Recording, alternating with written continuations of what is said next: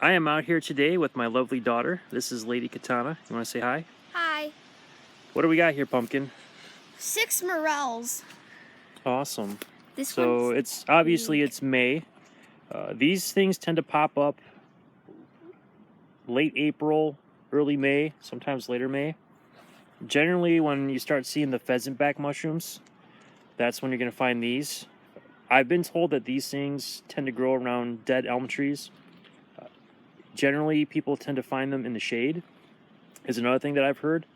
I tend to find them next to trails. I don't know why, but the bulk of the morels I've found are always either right next to a trail or within 3 or 4 feet from a trail. They do tend to grow near trees. I will say that much in my experience. That's where I find them, is near a tree. And I generally find them in pairs of 2. So whenever I find one, there's always another one close by. So we're out here. This is what we found so far. Let me give you a closer look here. If you find these, a good thing to do is to soak them in salt water for a little bit to get the bugs out. And you do got to be aware of a thing called false morels.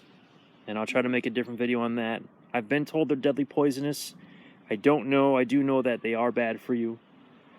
Morels do come in some color variations. I found white ones earlier this year. These ones here seem to be a little bit darker.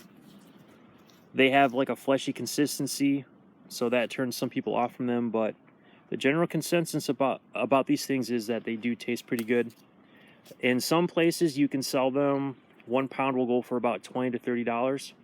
So keep that in mind. If you need money and you know that there's morels around, you can sell them.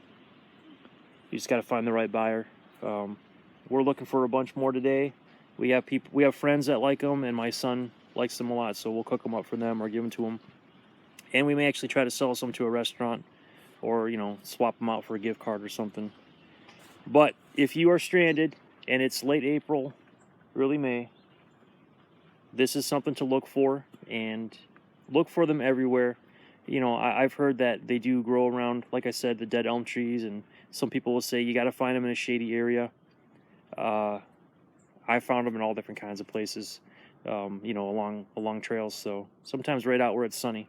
So yeah, just keep an eye out for them.